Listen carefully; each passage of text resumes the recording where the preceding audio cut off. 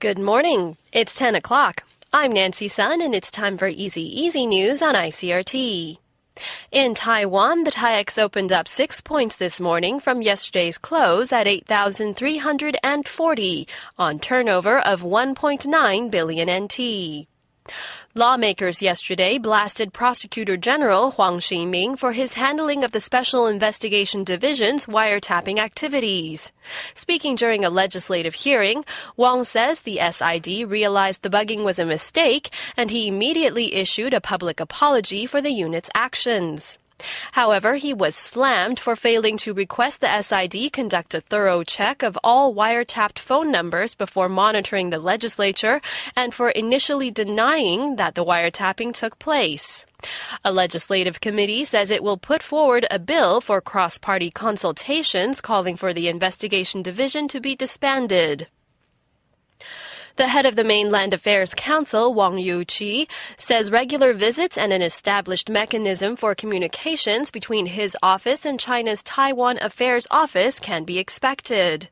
The statement follows a meeting between Wang and his Chinese counterpart, Zhang Jijun, on the sidelines of the Asia-Pacific Economic Cooperation Forum. According to Huang, although it is too early to engage China in political dialogue aimed at unification, there is likely to be regular visits and a mechanism for communication between the two government agencies in the future. The pair met briefly at the lobby of Hotel Laguna, where the Chinese delegation to the APEC leaders' meeting is staying.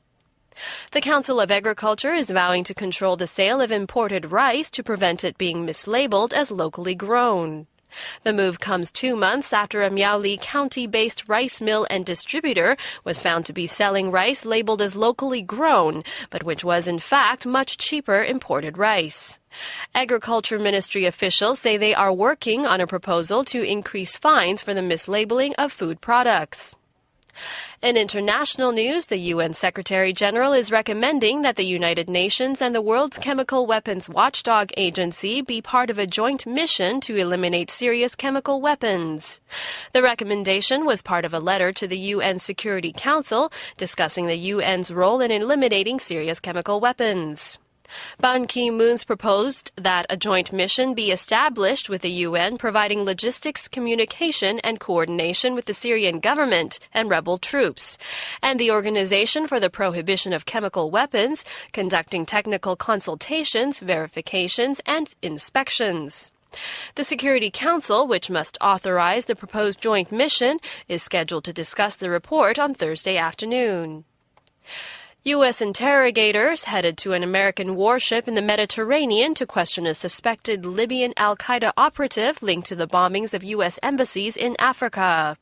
The suspect, captured in Tripoli, is under U.S. federal indictment, but was being held in military custody aboard the USS San Antonio in international waters. He is detained under the laws of war as an enemy combatant.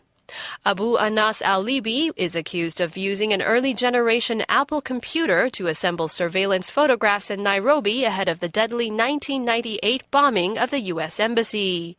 The surveillance information was presented to Osama bin Laden, who approved the bombing. Canada is reviewing its financial support for the Commonwealth in protest against alleged human rights abuses in Sri Lanka.